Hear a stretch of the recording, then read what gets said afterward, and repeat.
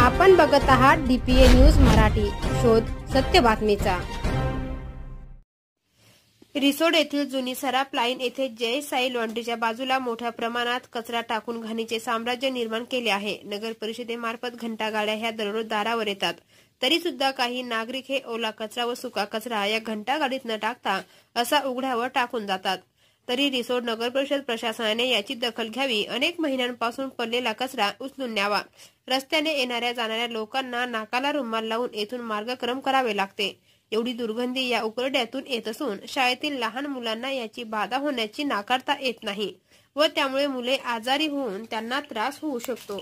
नुकत्याच शाळा सुरू झाल्या असून या पडलेल्या कचऱ्याची दुर्गंधी सुटल्याने नागरिकांना त्रास होत असल्याचे येथील सुजाण नागरिक कैलास खाकोले यांनी स्वतः होणाऱ्या त्रासाबद्दल DPA न्यूज मराठीशी बोलताना सांगितले आहे की मी स्वतः सफाई कर्मचाऱ्यांचा दरोगा असलेल्या जमील यांना सांगितले असता त्यांनी हा कचरा तुम्ही एका जागी करा, नंतर आम्ही उचलतो असे म्हटल्याने आता आम्ही कोणाला सांगावे हा प्रश्न माझ्यासह या भागातील नागरिकांना पडला आहे।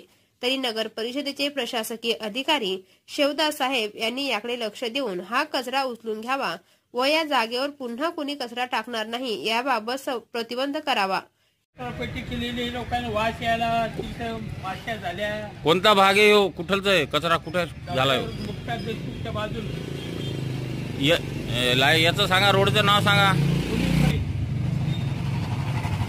सांगा। अकोलेचं घर आहे इथं बाजूला। हा काय जागा आहे काय काय किती दिवसापासून कचरा पडलेला आहे? 2 वर्षापासून उचलून नेला असेल ना आता मध्यंतरी कधीतरी? कधीच नाही, मदत काहीच नाही। काय म्हणणं काय तुमचं?